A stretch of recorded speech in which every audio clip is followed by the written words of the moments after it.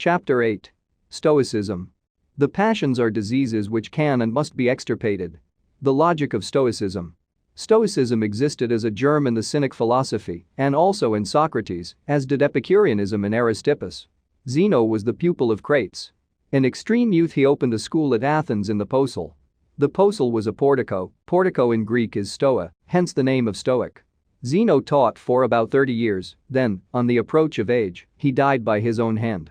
Zeno thought, as did Epicurus and Socrates, that philosophy should only be the science of life and that the science of life lay in wisdom.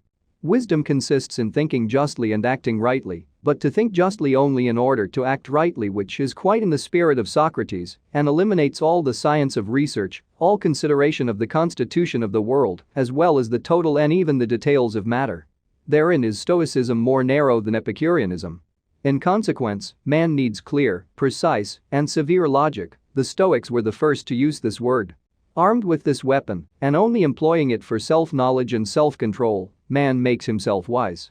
The wise man of the Stoic is a kind of saint, a superman, as it has since been called, very analogous to his god. All his efforts are concentrated on safeguarding, conquering, and suppressing his passions, which are nothing save diseases of the soul. In the external world he disregards all the things of chance, everything, that is, that does not depend on human will, and considers them as non-existent. The ailments of the body, pangs, sufferings, misfortunes, and humiliations are not evils, they are things indifferent.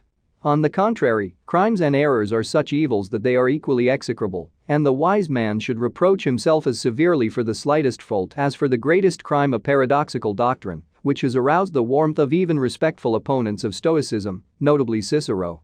Maxims of the Stoics. Their most frequently repeated maxim is abstain and endure, abstain from all evil, suffer all aggression and so-called misfortune without rebelling or complaining. Another precept widely propagated among them and by them, live according to nature, remarkably resembles an Epicurean maxim. This must be made clear. This precept, as they interpreted it, meant adhere freely and respectfully to the laws of the universe. The world is a God who lives according to the laws he himself made, and of which we are not judges. These laws surround us and compel us, sometimes they wound us.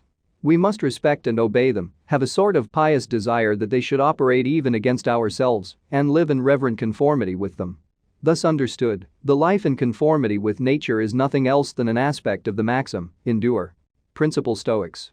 The principal adepts and masters of Stoicism with and after Zeno were Cleanthes, Chrysippus, Aristo, and Herodotus in Greece, at Rome, Cato, Brutus, Cicero to a certain degree, Thracia, Epictetus, with Allegric, who wrote in Greek, Seneca, and finally the Emperor Marcus Aurelius.